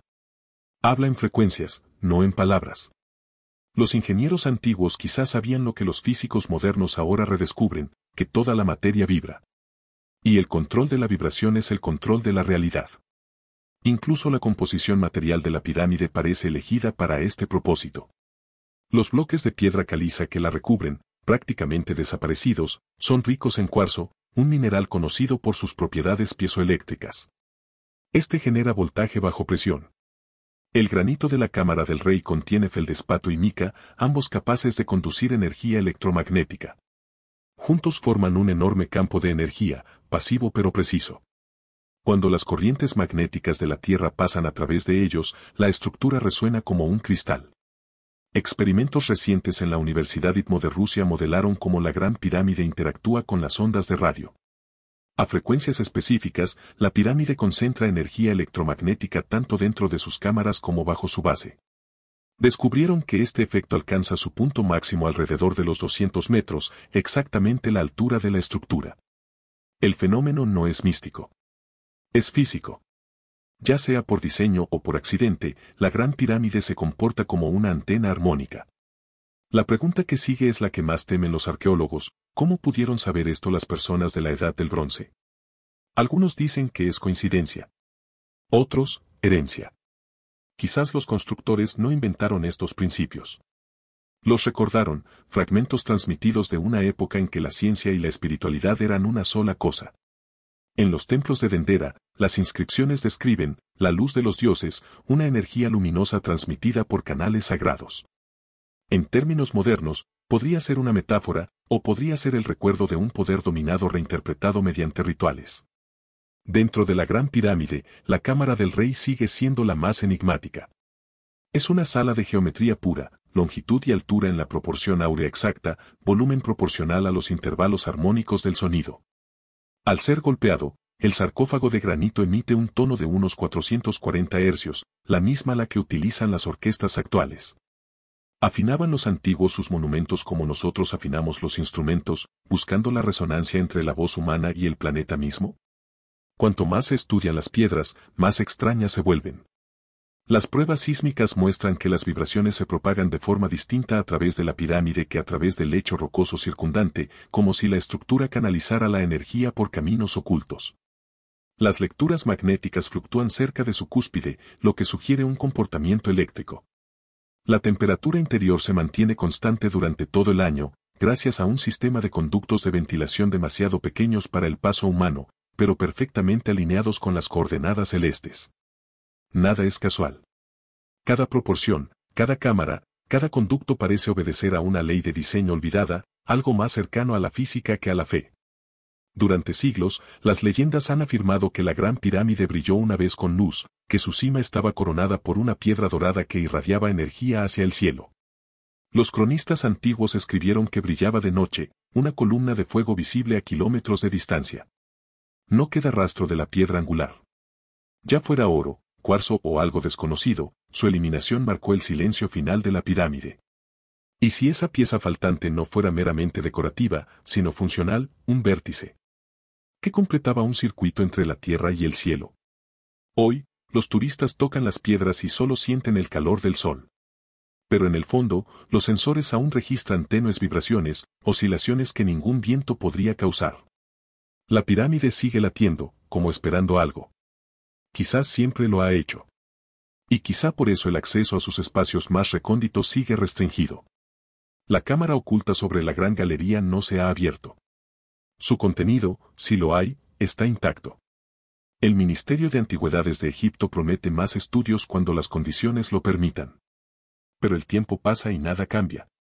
Es como si el mundo mismo dudara en mirar con demasiada atención, temeroso de lo que pueda despertar.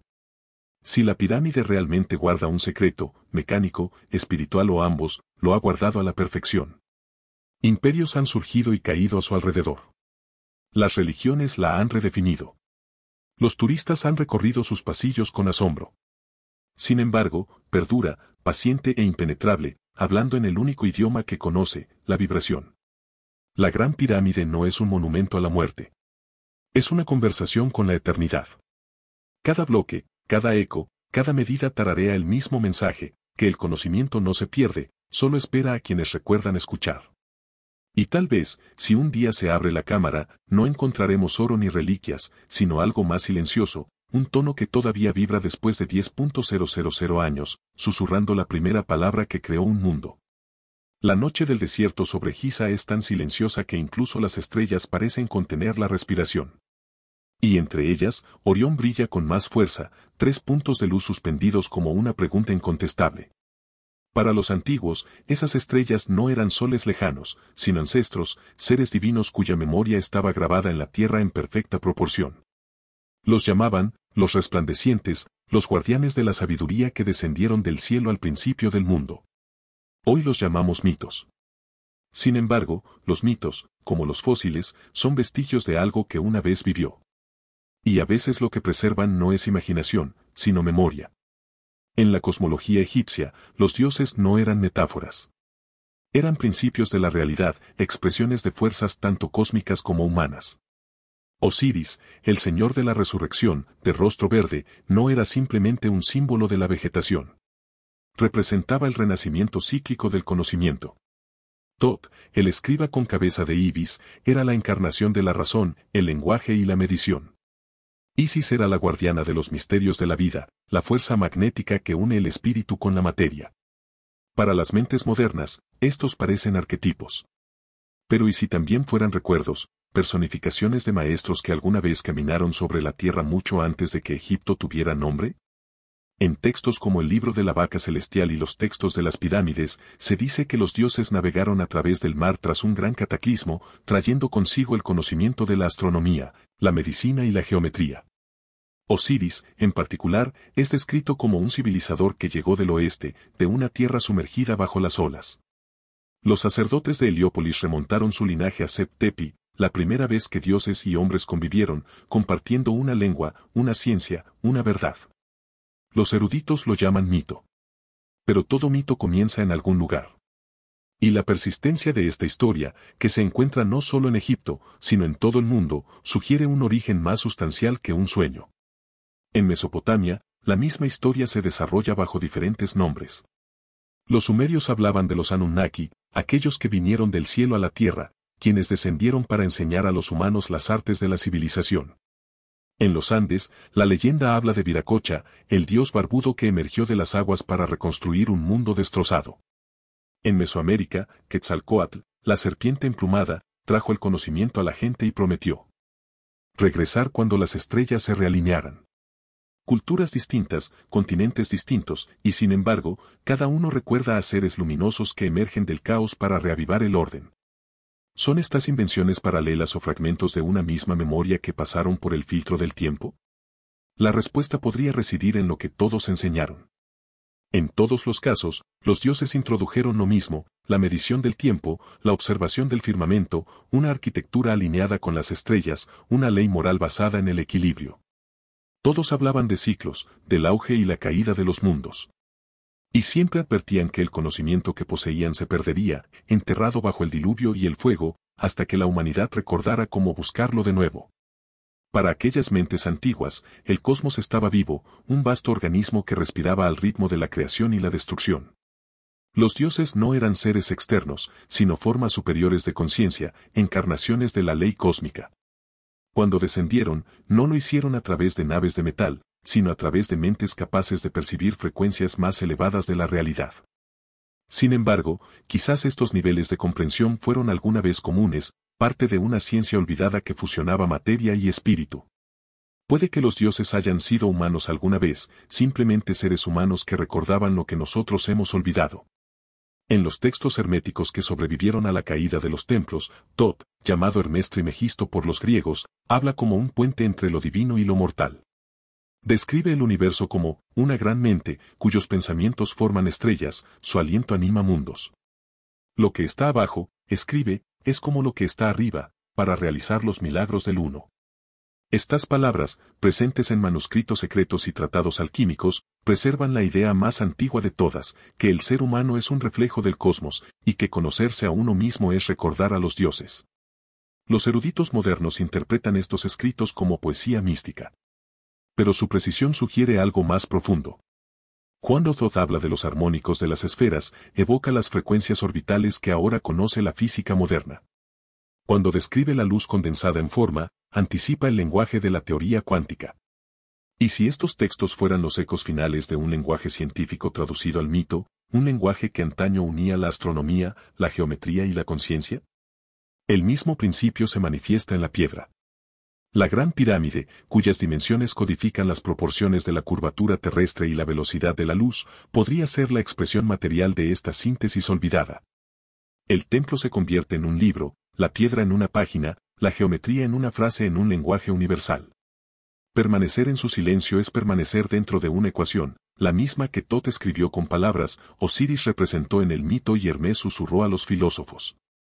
Toda civilización que recordó estas verdades finalmente las perdió. Los sacerdotes de Heliópolis se convirtieron en los escribas de la Alejandría ptolemaica, y su sabiduría quedó reducida a leyenda. Los hermetistas del Renacimiento reinterpretaron la antigua ciencia como misticismo. Los eruditos modernos la descartaron como superstición. Pero la continuidad permanece, oculta como una semilla en el lenguaje mismo. La palabra, Dios, significó antaño, aquello que llama, o convoca. Quizás no un ser, sino una vibración, una resonancia que despierta la memoria. Así que quizás los dioses no hayan desaparecido. Quizás nunca fueron sobrenaturales.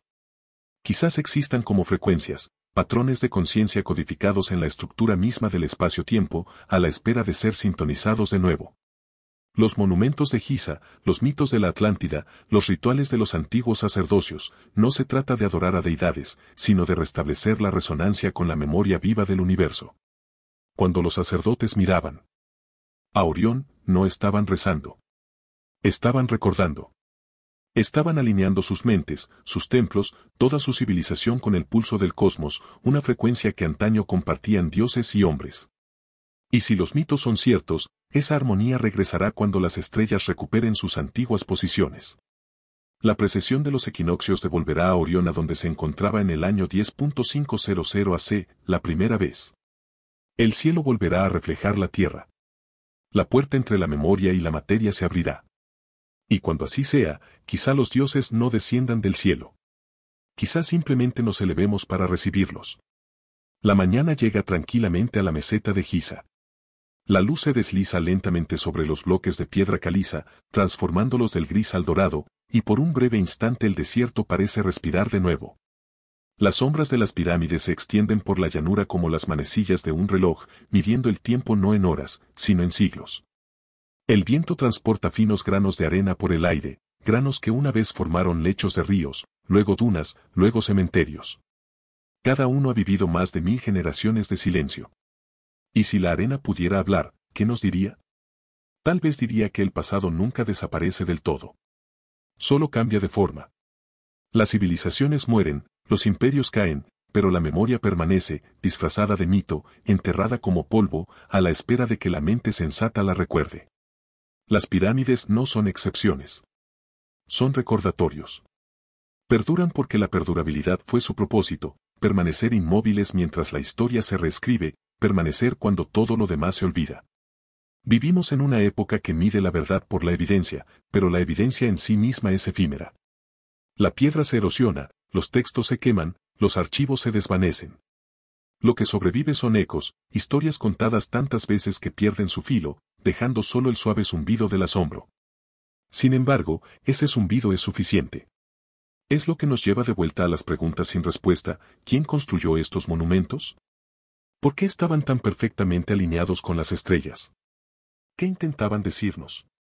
Quizás las pirámides no se construyeron para ser comprendidas, sino para provocar el recuerdo. Como una campana que resuena a través de milenios, su geometría vibra en la psique humana.